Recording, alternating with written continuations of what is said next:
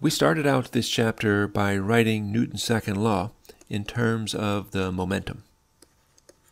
It tells us that if you add up all of the forces on something, it equals the rate of change, the time derivative of this thing called momentum, which could be said is the quantity of motion.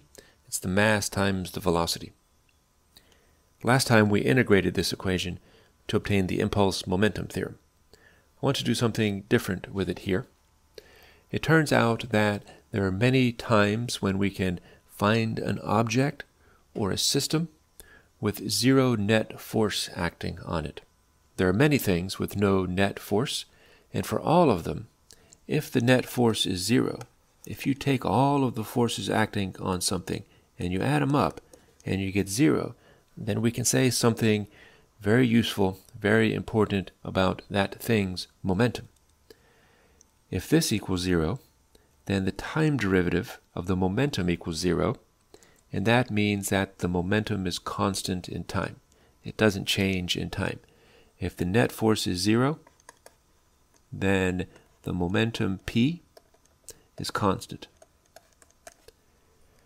Anytime you can find something with no net force, you know the momentum of that thing is constant. And in fact, because this is a vector equation, you can do this component by component.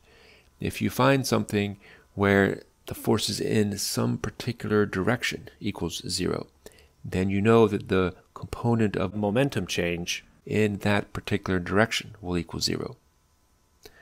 Very important and powerful tool for solving mechanics problems, for studying how things work. If the momentum is constant, what it means is that if you know the momentum at some initial point in time, maybe before some event happens, then you know what the momentum is at all other points in time, maybe after some important event happens.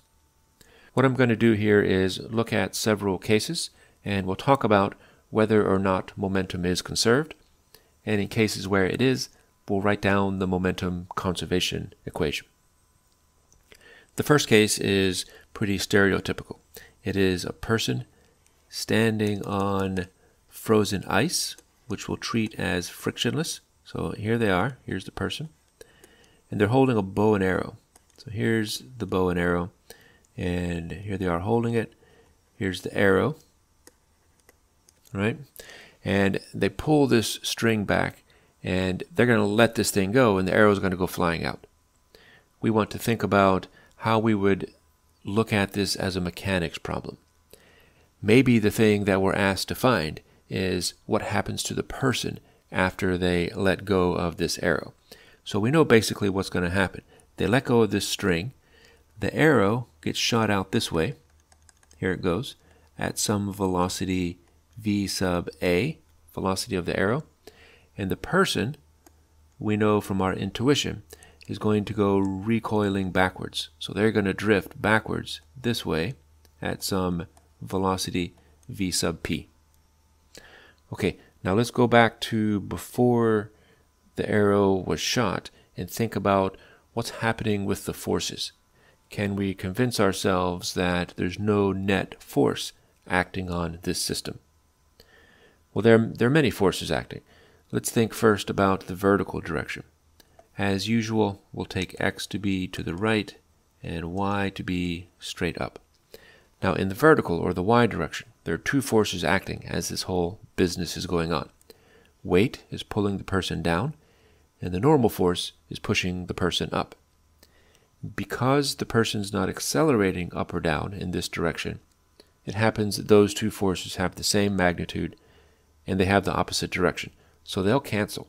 If I add the normal force to the weight, they will cancel. So far I have no net force. But the complicated stuff is happening right here. When the person lets go of the string, then the string exerts a force on the arrow and it pushes it out this way. I know from Newton's third law that the arrow pushes back on the string just as hard and in the opposite direction.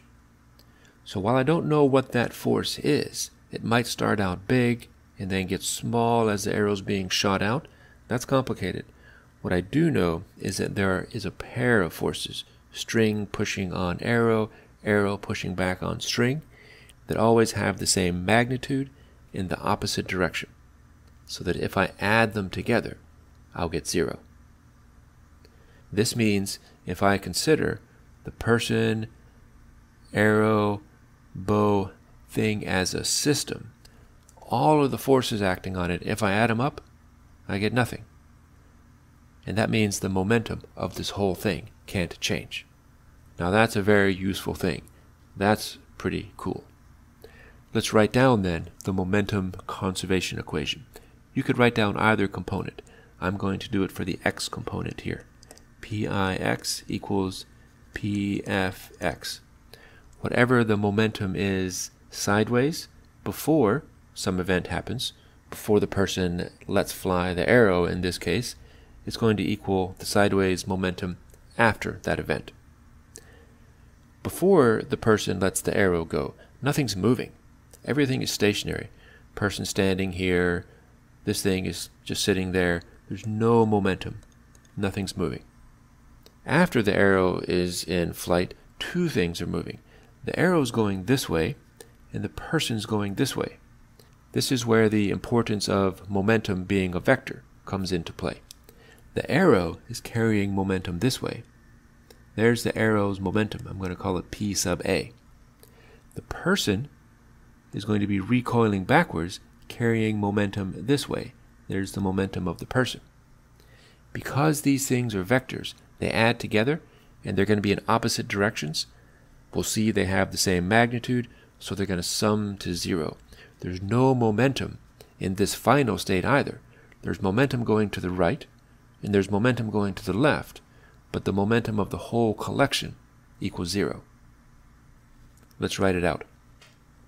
After the arrow is fired, the arrow carries momentum of its mass, let's call it m sub a, times its x component of velocity, v sub a. And then the person also carries momentum. I can see that its velocity is going to be negative, so I'm going to say minus. Momentum is a vector, direction matters. Mass of the person, velocity of the person, the x component there. And that's our momentum conservation equation for the x component in this case. There was no net force in the x direction, so momentum never changed in the x direction. Let's look at another case. Suppose we had this. Here is a string with a ball attached to it, and this string makes some angle, call it theta, with the vertical. And what's going to happen is somebody's holding this thing. Here's somebody's hand that's going to come in, hold this. They're going to pull their hand away, and this thing is going to swing down this way, and I want to know what's going on during this swing.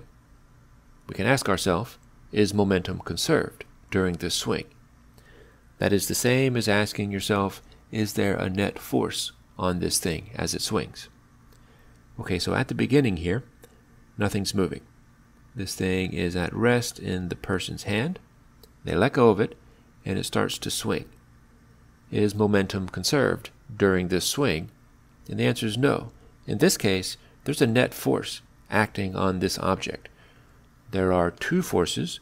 Weight is always pulling this thing straight down, and tension is always pulling along the direction of the string. And those forces do not have the same magnitude in opposite direction, so they're not going to cancel, and there's a non-zero force on this object. This means the momentum will not be conserved. The net force on this thing is not 0, so the momentum is not going to be conserved. The final momentum is not going to be equal to the initial momentum. And we can see that. In the initial state, this thing isn't moving. This guy is at rest. There's no momentum there. If I let this thing go and let it swing, down at the bottom here, it's going to be moving this way with some velocity. V final not equal to 0. So it's going to have acquired some momentum. There must have been some force that was acting on it, making it move this way. You can only conserve momentum when there is 0 net force. So we can't do it in this case. All right, a couple of other cases to think about. Let's consider this one. Suppose we have a horizontal surface. We'll again take it to be frictionless, and we put a box on it, and the box has some mass, capital M. It's a big box with a big mass, so we'll call it capital M. And then somebody takes a wad of putty or chewing gum or something, and they throw it at the box. So they throw it with speed little v. This is a small wad of stuff, so we'll give it mass little m. Alright, so the box is at rest. Somebody throws a wad of mud or gum or putty or whatever at it, and what's going to happen is this thing is going to hit this, stick to it, and this whole system is going to go sliding off to the right. So after this collision, what we have is this box sliding to the right. There's a wad of stuff stuck to it, and it's all going off at some final velocity that I'll call capital V. The question might say, if we know what these masses are and what this speed was, find how fast this thing is moving afterwards. Okay, so we have to ask ourselves, is there a net force here? Let's just consider the horizontal direction. Nothing interesting is happening in the vertical. Let's just consider this to be the x direction and think about what's happening there. When the wad of putty, or whatever it is, hits this box, two forces show up. The putty exerts a force on the box, and the box exerts a force back on the putty. By Newton's third law, those have the same magnitude in the opposite direction, so they cancel. And in the horizontal direction, so long as there's no friction, down here, in the horizontal direction, the forces will sum to 0, which means momentum is conserved. For the sideways motion, I can say that Pix equals Pfx, and that's because the net force in the x direction equals 0. If you add up all of the forces on this system of the putty in the box, it equals 0. Alright, so let's write down the momentum conservation. Before the event happens, well, what is the event? It's the putty hitting the box. So before this thing collides with the box, there's momentum in the sideways direction right here. This putty is carrying momentum sideways. How much? Well, there's the putty's mass times its x component of velocity. After the collision, when these two guys are drifting off together, there's still the same amount of momentum going sideways. Only now, this thing's momentum has been shared with the big box that it ran into, and these two things are drifting off together with the same momentum. Now, what mass do they have? They're a unit, so it's putty plus box, mass, times whatever that common final x component of velocity is.